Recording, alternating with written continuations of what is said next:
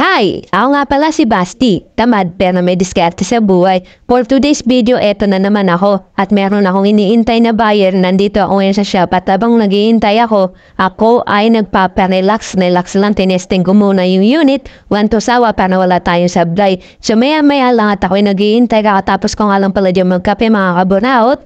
Ayun at dumating na rin sila sa wakas. Ayan, chinek ulit kasi bar na double check. Wala tayong aberniya. Ayun ang aking customer na gwapong-gwapo. Suray ko po yan.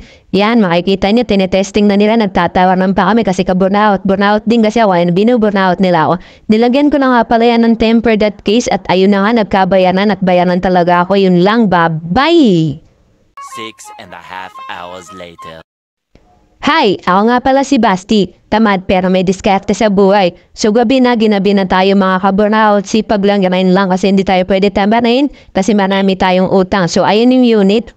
Huawei Nova 3i. Imimit up ko yan siya sa may Jollibee Mamatid. So nagko-commute lang ako dahil wala pa akong service. So ayun na nga, bumiyahe na ako para iwas traffic. Alam nyo naman pagka ganitong oras, paggabi na rush hour. So ayun na naman, nag-iintay na naman ako.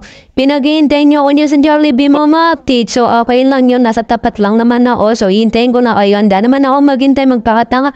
So nauwaw ang inyong ka-burnout. Bumili ako niya. Kung taga Mamatid ka, alam mo ang tawag yan. Ang sarap yan, ang tamis. Tapos may nakita akong parang abnoy ka. Ay abnoy. Abnoy ba yan? Basta kinain ko. Ang sarap niya kahit mabaho.